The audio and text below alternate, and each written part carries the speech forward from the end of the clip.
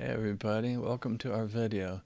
Today I'm going to show you this really cool way, which is how to pray the Rosary better.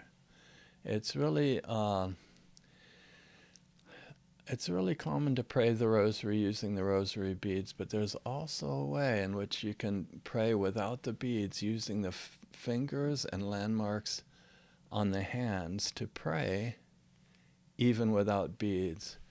And why is this better? Because you can pretty much pray anytime, any place, whether you're in the military, even if you don't have the beads.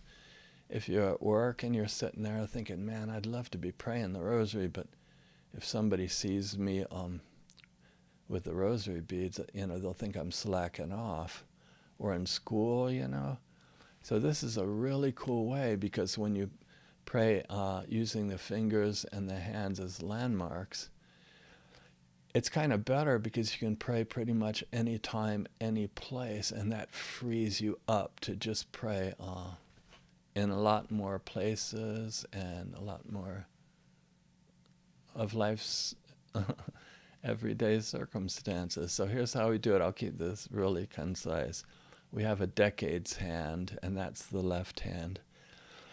And on this left decades hand, we start right here.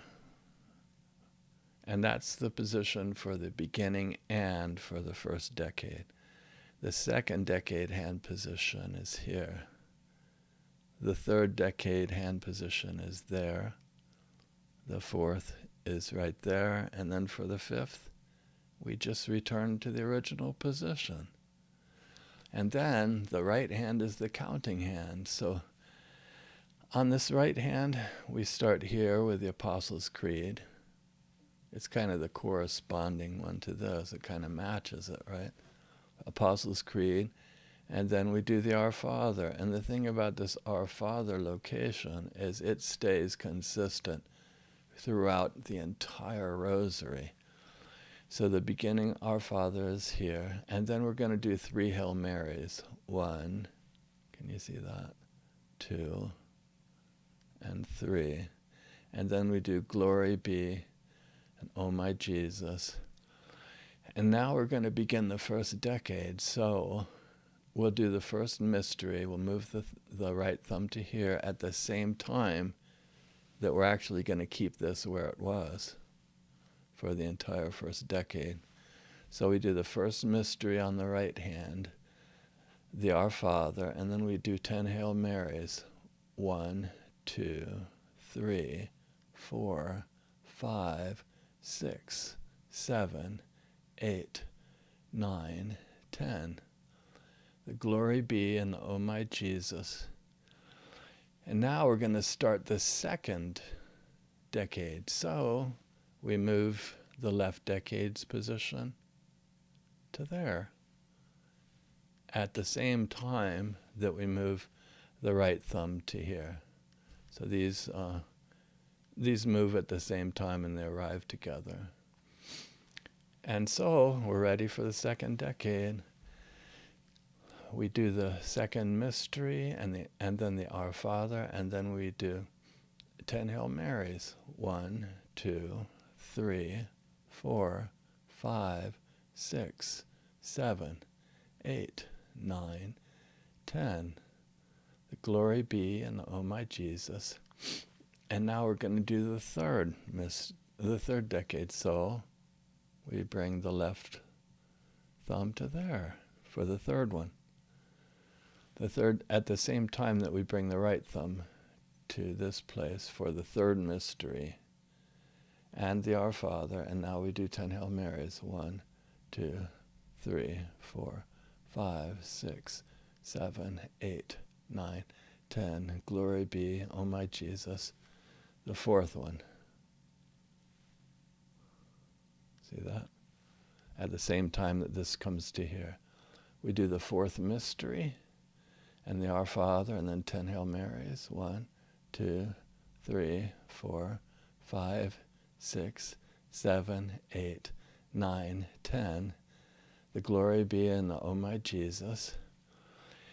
And now, if I had forgotten what decade I was doing, all I have to do is just look at this and I'll realize, oh, that's the 4th decade position. So I know that the 5th one comes next. So we begin the 5th decade by returning this to its original position. And so this arrives here at the same time that the right thumb arrives here. For the 5th mystery, the Our Father and the 10 Hail Marys. 1, 2, 3, 4, 5, 6, 7, 8, 9, 10. The Glory Be and the Oh My Jesus. And this is going to stay as it is for the entire rest of the Rosary. Until we finish. And so we have the Hail Holy Queen. It can be done here. That's where I like to have it done. Or else you could go right to here if you want. And this place, I like to almost think that it represents like a medallion, its own beautiful medallion. So I usually do the Hail Holy Queen here. And then the concluding prayer, Eternal Father, whose only begotten Son by his life, death, and resurrection. That entire prayer is done here. And this is what I like about this is a couple of things. I think it's pretty cool when you first start out, the way the plane of this crease here and the plane of the end of the thumb. It's reminiscent of a cross. Sure, it doesn't square up exactly, and you don't want to force it around to make it perfectly square, because that's not necessary. But just having it here, I will think of a cross. Then another cool thing is, on the counting hand, if we do the 10 Hail Marys, right? So 1, 2, 3, 4, 5, 6. When we get to the 7th one, what I think is really cool about this is, from the Bible, you remember that the 7 days of creation, right? So 7 is kind of a number of completion. And this corresponds because it's both the beginning place, it's the place for the number 7 of the Hail Marys, and it's the final concluding place for the entire Rosary, right here. So I hope you like that. If you have a friend that's in the military, or someone that their work environment, just because they may have a lot of extra time, or at least some kind of time where they can do that, but they're just afraid to really pray because they don't want to be, they don't want people seeing their rosary and accusing them of being a slacker or anything like that. Maybe you'd want to show them that, or maybe have a child going off to college or something. The cool thing about this is it allows you to pray the rosary anytime, any place. And you compare that to if you are on some location and you're thinking, dang, I wish I'd brought my rosary with me, You don't even have to worry about it with this. And there's another really cool thing about it. It's more of, I like to think of it as a mystical type of thing. And what it is you've probably heard of that scripture that says, where 2 or more are gathered in my name, there am I in the midst of them, right? So commonly it'll mean like 2 or more believers get together, and with them finally assembled, then God will be in the midst of them, right? But this is a way that you can actually use the frame of the human body to establish the equivalent of an old-fashioned yoke or scale. And having established the scale, even with the sampling of varied points on both sides through it all, abiding changelessly in the midst of them without leaning. So you're literally gathering these points, and through it all you're surfing this place, which it's not low here or low there, but it's within. So yeah, that's a cool thing. I like to think that it works whether it's two or more people that are gathered, that then God is in the midst of them, or two or more points, And if you're waiting for two or more people to gather, two or more believers, you might be waiting for a long time, But you can use the frame of the human body to establish the equivalent of this old-fashioned scale. And then, as the world presents itself to you in ever new ways, simply not lean, simply abide in the place. And I like to think of the kingdom of God is within you, and